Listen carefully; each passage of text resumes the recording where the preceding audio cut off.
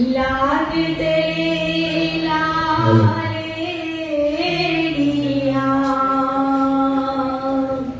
मेरे जीव के यही जीवन इन्हें पाँव तले पड़ी रहूं धरी नजर खोलो मातुने पलन वालो निरखो नेत्रे मेरे जीव के यही जीवन मेरे जीव के यही जीवन।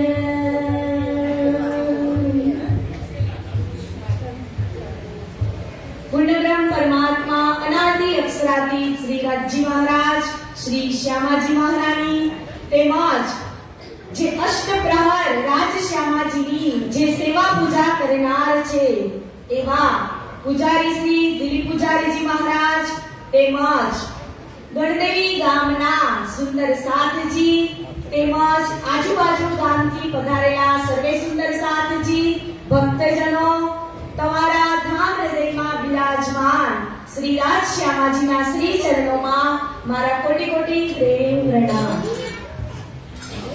કે આજે આપણે કૃષ્ણ જન્મ મહોત્સવ નિમિત્તે જે અખંડ પારાયણ રાખવામાં આવી હતી એમનો વધારે સમય ન લેતા પારાયણની પૂર્ણાહુતિ તરફ આપણે આગળ વધીએ।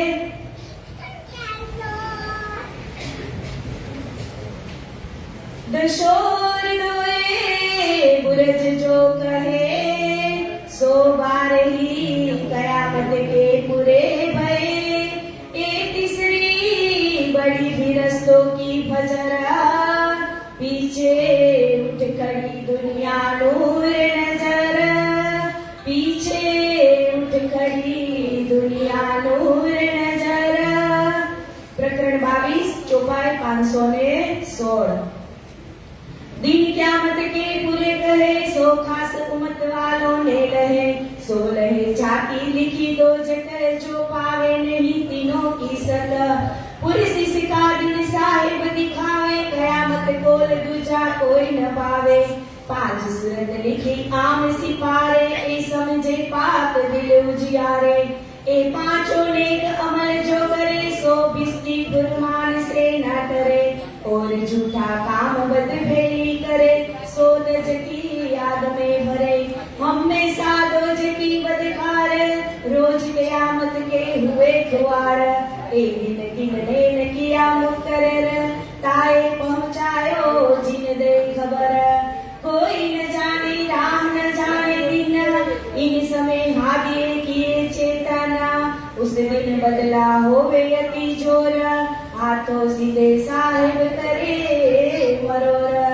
तित पहुंचाए के शुद्ध दे तुम्हें इन गुजर की दई इत इन निहायत इस रोज की कोई न पावे ए पातशाह पुरुष का दिखावे किनको न फान देवे कोई तब कोई न किसी के दाखिल होए तो मत किन समय हुए जोए जाए तो कोई नफा किसी को न सके पहुंचाए हुक्म हादी का साहिब फुरमान करे सिफायत खुदा मोमिनों पहचान मोमिन यकीनदारों को चाहे हक में भी उन्हीं को मिलाए जब जाहिर हुआ रोजा और हज तब ताजिए खोया मुसाफ मगज ए बात साहेब छत्रशाल सो गई गरीबी मामी मिलती छत्ता को दई गरीबी मामी मिलती छत्ता को दई। प्रकरण 23 चौपाई 525। नौवीं आगे अरफाई दरी ले 10वां आगो सबलीला भई मजले जब 11 के मद सो कहे कुरान विवेक कई विद ए 11 बीच बड़ो विस्तार प्रगटे बिलंद सब सिरदार सब न्यामते सिमत दई सितार उतरिया आए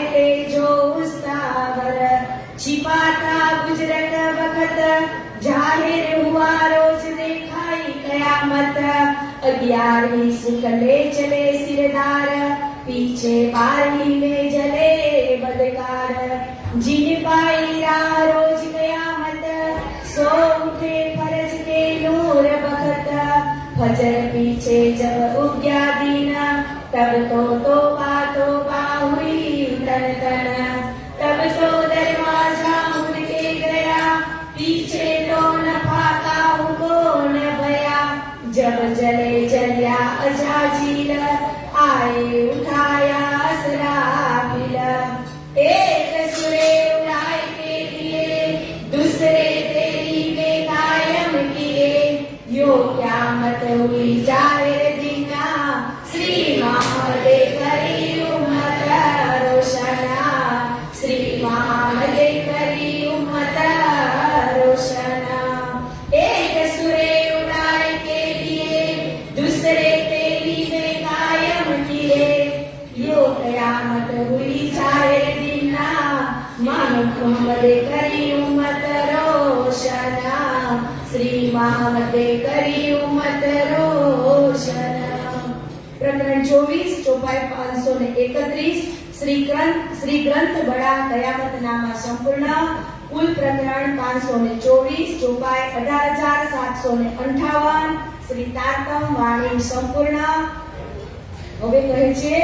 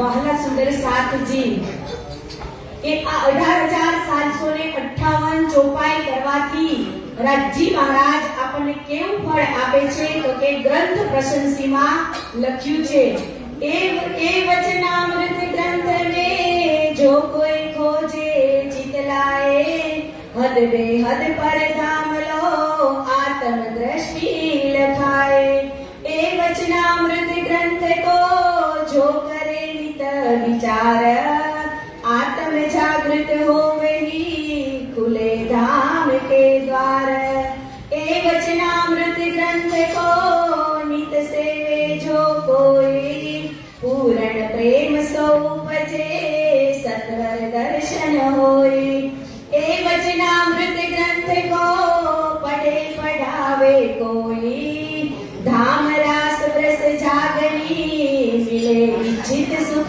सोई ए वचनामृत ग्रंथ को जो करही नीत पाठ अहनिस जुगल स्वरूप सो खेले सातो गाट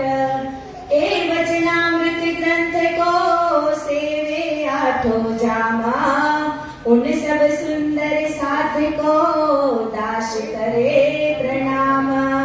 ए वचनामृत ग्रंथ को सेवे आठो जामा। उन सब सुंदर साथ को दास करे प्रणाम, दास करे प्रणाम।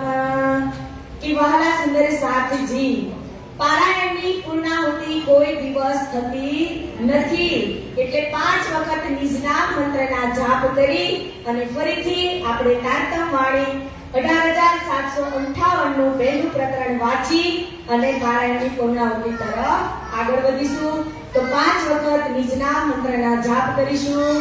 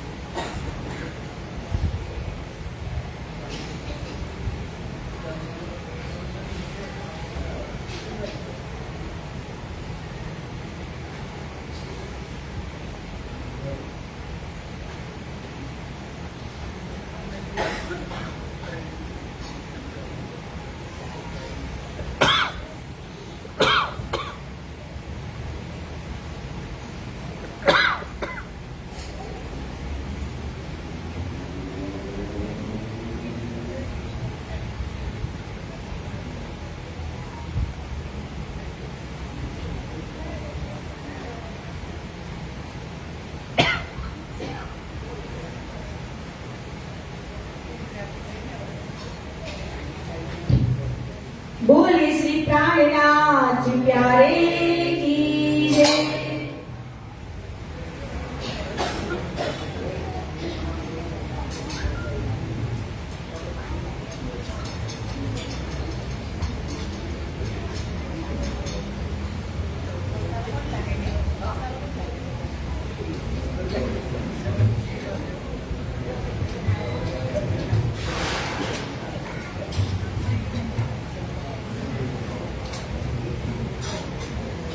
श्री रास ग्रंथ प्रारंभ। श्री रास किताब अंजिल वाणी पुराणी प्रबोध वक्षा मध्य उत्तरी सो सुरुई मोहजलनु प्रकरण 4। હવે પહેલા મોહજલની કહું વાત, તેતા દુઃખ રૂપી દિન રાત। દાવાનળ વડે કઈ વાત, તેની કેટલી કહું વિખ્યાત। વિશ્વને લાગી જાણે ગ્રાદ, માહે અગિલ વડે અગાધ।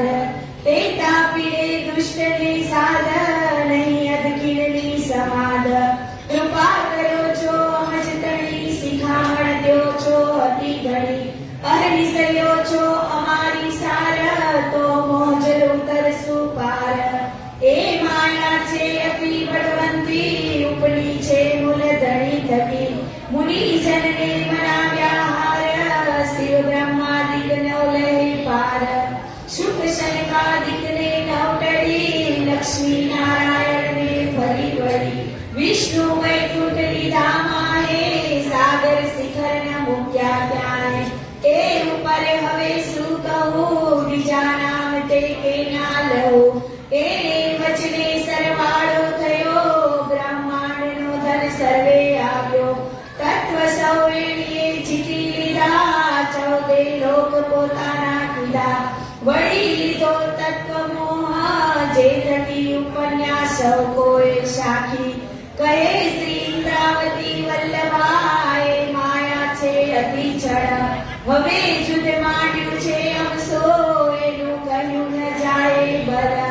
એના આવત અમૃત રૂપ રસ, છડ બળ બળ અકળ। અગિલ કુટીન ને કોમલ, ચંચલ ચતુર ચપલ ચાલ। હવે એનો કેટલો કહું વિસ્તાર, જોરાવર અતિ મોસુ જુદ માંડ્યું આસાધાર, જુદ કરે છે વારંવાર. એને લાગ્યો કોઈ એવો ખાર, મારો કેડ ન મૂકે નાર.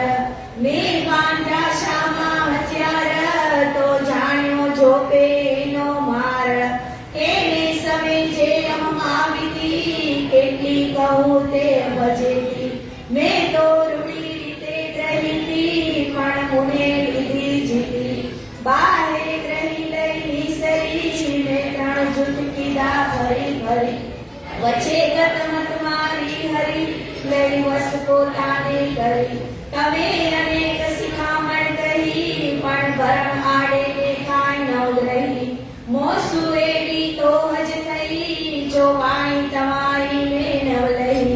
તમે પેરે પેરે સમજાવી, મુને તો એ બુદ્ધ ના આવી.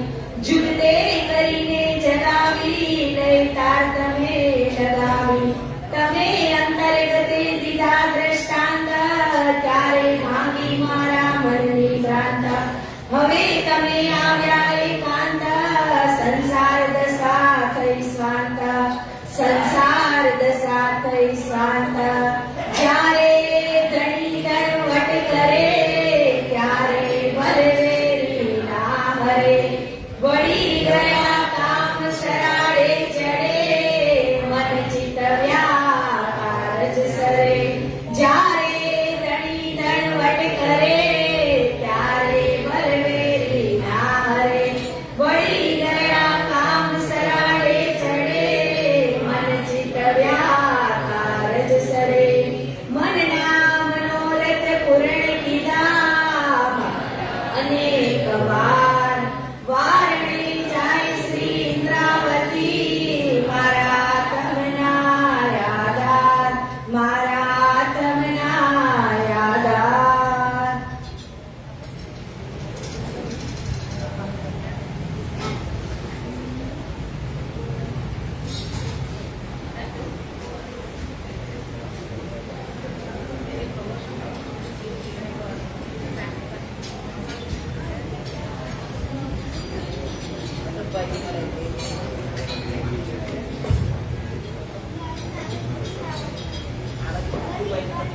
વહાલા સુંદર સાથજી, પ્રકરણ નંબર 13 છે. આજ સાચા કહેને સો તો કાહુ ના રૂચે, તો ભી કછુક પ્રકાશ સત. સત કે સાથી સત કે બાન ચુભસી, દુષ્ટ દુભાસી દુર્મતા, અખંડ સુખ લાગ્યો. અને એમની ચોપાઈ નંબર છે 3, જે આજે થાલમાં નીકળી છે કે એ સુખ સાગર સતવાણી પ્રગટી, સો લય સાધો બિચારા. અધિક અમૃત સુખે સિંચિયા, તીન દેખાય દરવાજે પાર. તીન દેખાય દરવાજે પાર. કે ક્ષરથી તિત અક્ષર થયા, નિરાશા તિત કહેવાય. આપણે જાઉં એને ઘરેથી, અટકળ કેમ પહોંચાય. ઓ ધીરે ધીરે અટકળ કેમ પહોંચાય. કે અહીંયા ચોપાઈ આપણને 3 દરવાજે પાર કહી દીધું. કે ક્ષર, અક્ષર અને અક્ષરાતીતના દરવાજે આપણે જવાનું છે. તો કેટલી તૈયારી કરવી પડશે? એ ચોપાઈ આપણને કહે છે કે સુખ સાગર કી સતવાણી પ્રગટી.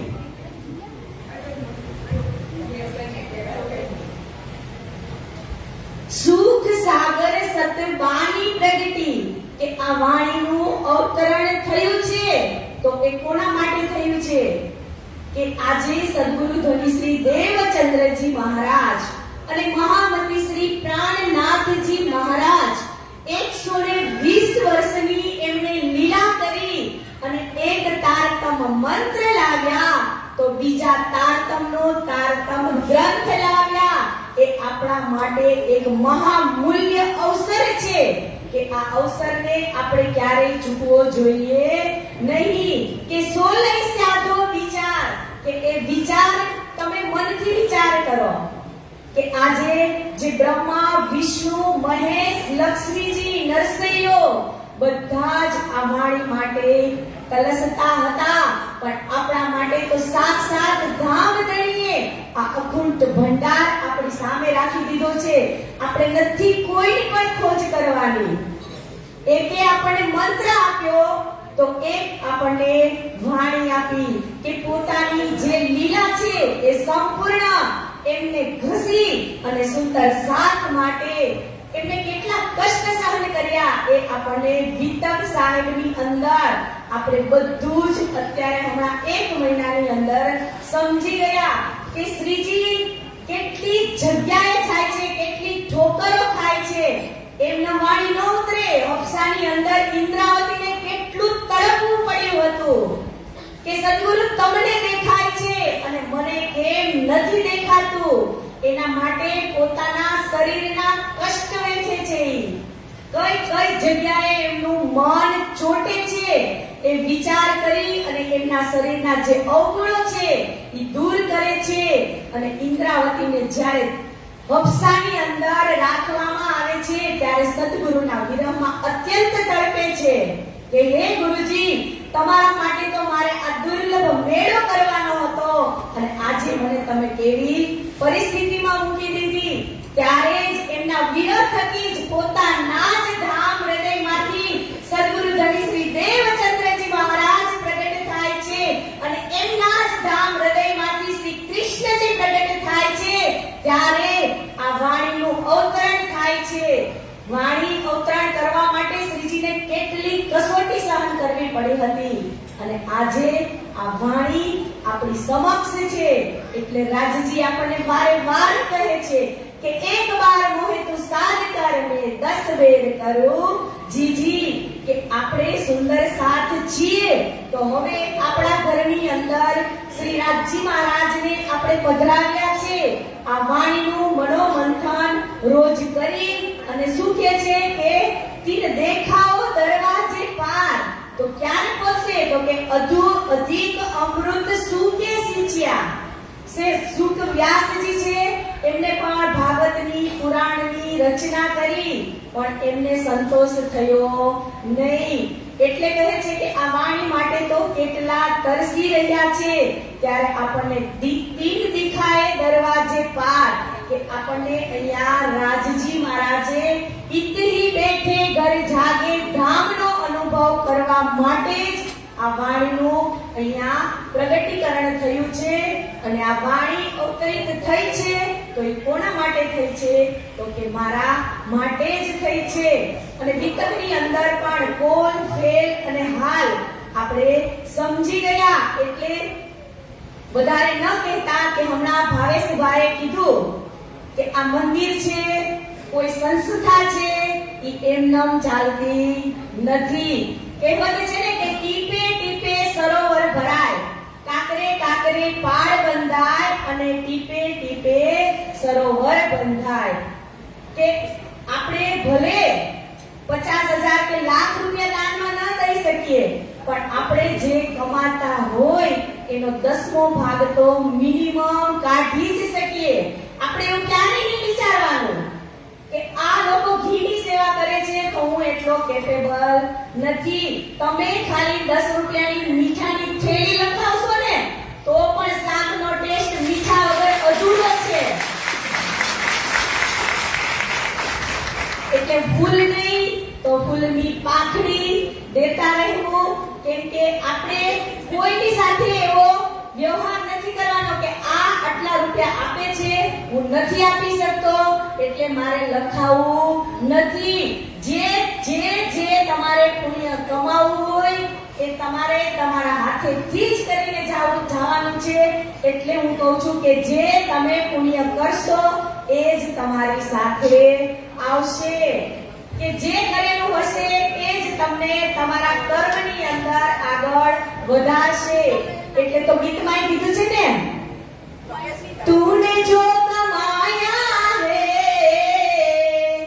તૂને જો કમાયા હે, તૂને જો કમાયા હે વો दूसरा ही खाएगा.